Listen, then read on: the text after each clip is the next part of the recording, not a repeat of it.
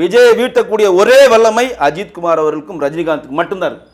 அதுவும் அவர்கள் கடந்த இப்பத்திலிருந்தே ஒரு 3 வருடம் 4 வருடம் கடுமையாக எல்லா மாவட்டங்களுக்கும் சென்று விஜய் அரசியல் என்னென்ன தப்புகள் செய்கிறாரோ அதை பொது வழியில் கொண்டு போய் சேர்த்து இவர்கள் என்ன செய்ய போகிறாங்கன்ற ஒரு புது திட்டத்தை காட்டி விஜய் உங்களிடம் வந்து ஏமாற்றி வாட்டு வாங்கிட்டாரு, நான் புதுசாக அரசியலை கொண்டு வரப்போன்னு சொல்லிட்டு பழைய குருவி கதவை திரடின் பழைய ஊழல் கட்சிகளை சேர்ந்து ஆட்சி அமைக்கிறான்னு அந்த எதிர்பிம்பத்தை மக்களிடம் கொண்டு போய் விதைத்து சேர்க்கிற அந்த ஆற்றல் அஜித்துக்கும் ரஜினிக்கும் மட்டும்தான் இருக்கு.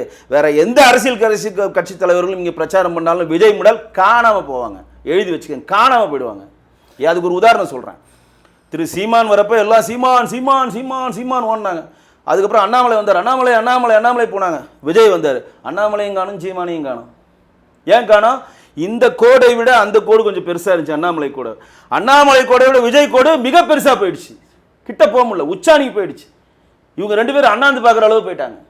அப்போ விஜய் கோடை விட மிகப்பெரிய கோடு ஒரு கோடு வேணும். யார்? அஜித்குமார் கோடோ ரஜினிகாந்த் கோடோ. அப்போ தான் இங்கே மாற்றம் வரும். தேவையில்லாமல் இந்த உதயநிதி கத்திக்கிட்டு இருக்குது. எடப்பாடி அவர்கள் வந்து தனக்கான பிரதிநிதித்தை பொது வழியில் வந்து ஆட்சியை விமர்சித்து பேசுது. மற்ற கட்சி தலைவர்கள்லாம் வந்து கொதிச்சு பேசுறதுனால ஒரு புண்ணியமும் இங்கே நடக்காது.